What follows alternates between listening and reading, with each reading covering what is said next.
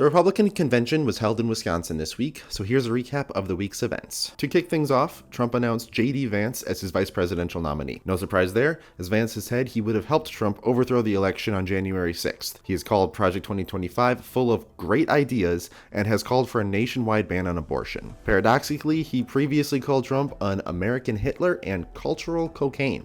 Now he's his running mate. Way to stick to your beliefs, man.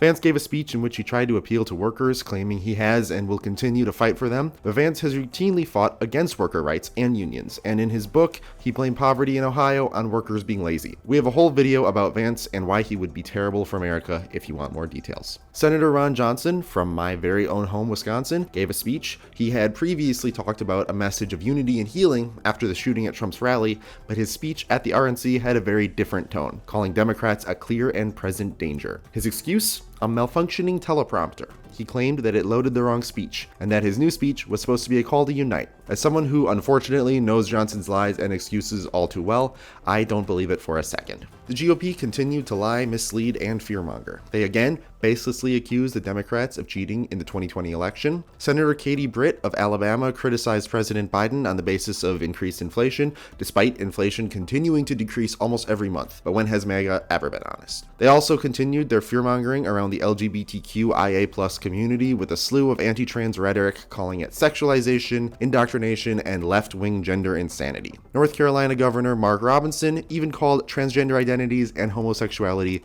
filth.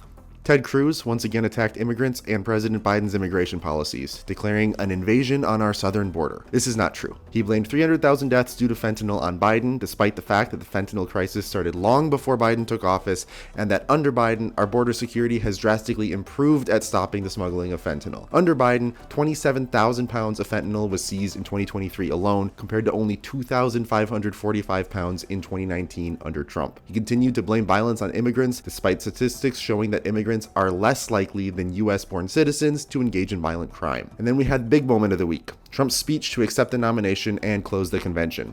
Ahead of his speech, Trump promised a more moderate tone to bring people together and not escalate after the shooting. Although he sort of stuck to that, we still got the usual lying and misleading. He yet again baselessly claimed the 2020 election was stolen, blamed Biden for wars that Biden had no part in starting, demonized immigrants, and claimed that Biden wants to increase taxes fourfold, which is completely untrue. So in the end, this was business as usual for the GOP. They doubled down on hateful rhetoric surrounding the LGBTQIA+ community and immigrants. They continued to twist the truth around inflation and worker rights and blame President Biden for wars he had no part in starting but is working hard to end.